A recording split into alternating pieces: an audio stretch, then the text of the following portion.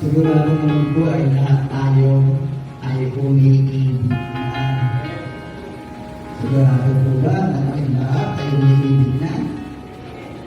Umiibig na sa aming Panginoon Diyos. Amen.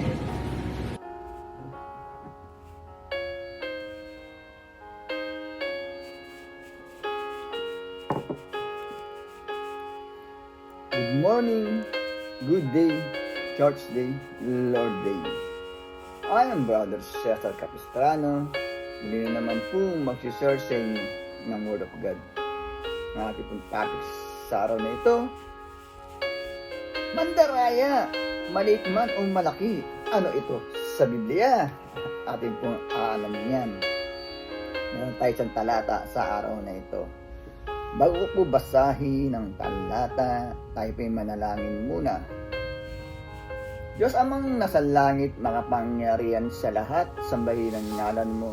Diyos Ama, maraming salamat po sa kapay, biyaya na pinagkakalob niyo sa amin sa bawat isa sa amin. Di po kami magsasawang pasalamat. Sa muli na naman pong pagdilat ng aming mga mata, ay napakalaking biyaya po ito para sa amin. Muli na naman po namin magagampanan ang aming tungkulin para sa aming sarili, pamilya, trabaho, at kaawaan niyo po kami. Diyos Ama, kung kami po ay nagkukulang sa inyo, papasukin niyo po sa amin ang iyong presensya upang sa ganun po ay lubos namin maunawaan, maintindihan ang iyong salita ng buhay at makapangyarihan. Sa ngalan ng Panginoong Yesus, Amen. Brother and sister, magandang araw na naman po ng linggo.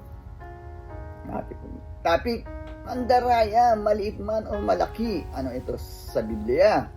Akin na pong babasahin ng talata ay nasa Lucas chapter 16, 9 to 10. Verse 9. At nagpatuloy si Jesus ng pagsasalita, kaya't sinasabi ko sa inyo, gamitin ninyo sa pakikipagkaibigan ang kayamanan ng sanlibutan ito. Maubos man ito'y may tatanggap naman sa inyo sa tahanang walang hanggan. 10. Ang mapagkakatiwalaan sa maliit na bagay ay mapagkakatiwalaan din sa malaking bagay. Ang mandaraya sa maliit na bagay ay mandaraya rin sa malaking bagay.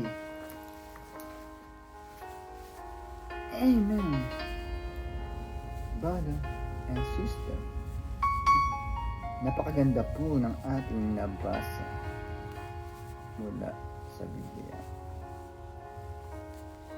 Sa nilalaman po ng talata sa aral po ng ating Panginoong Hesus na naibahagi po ng ating Apostol Lucas, pinagtitibay po sa nabasa natin, ang mandaraya daw po sa maliit na bagay ay mandaraya din po sa malaking bagay. Ang mandaraya naman po sa malaking bagay ay mandaraya din po sa maliit na bagay, brother and sister. Sa nilalaman po ng talata, kailangan daw sa puso natin ang pakikipagkaibigan. Ayan po ang aral ng ating Panginoong Jesucristo. Nung sa ganun daw po, kung maubos naman daw po ang ating kayamanan dito sa sanlibutan, ay magkakaroon naman po tayo ng tahanan na walang hanggan.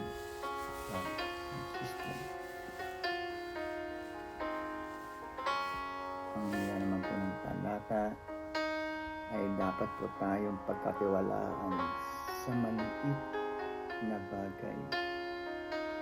Ang system.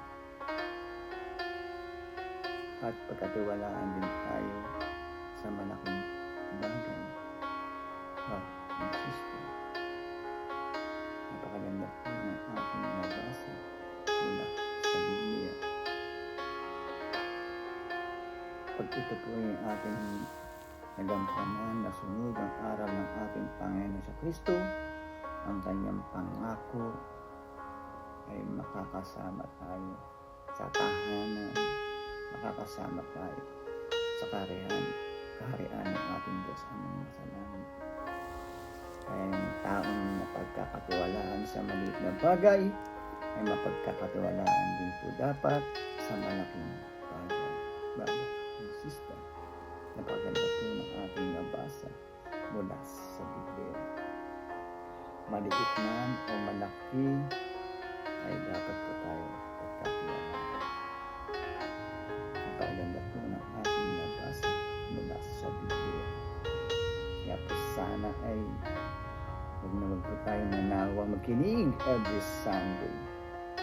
Aking pong ibinabahagi na salita ng Diyos na buhay at makapangyarihan upang sa ganun pa rin magkaroon tayo ng kaalaman, gabay at control dito sa sanlibutan, brother and sister. Tapos na po yung ating topic, tayo po yung manalangin ulit. Diyos amang nasa langit, makapangyarihan sa lahat, sambahin ang ngalan mo. Diyos Ama, napagpakinig na naman po kami ng iyong salita na buhay at makapangyarihan na nagbibigay lakas po sa aming katawan at spiritual. Maraming pong salamat. Sa ngalan ng Panginoon Jesus, Amen. Brother and sister, magandang araw na naman po ng linggo. Lagi po tayong mag-iingat at magdadasal. God bless to all.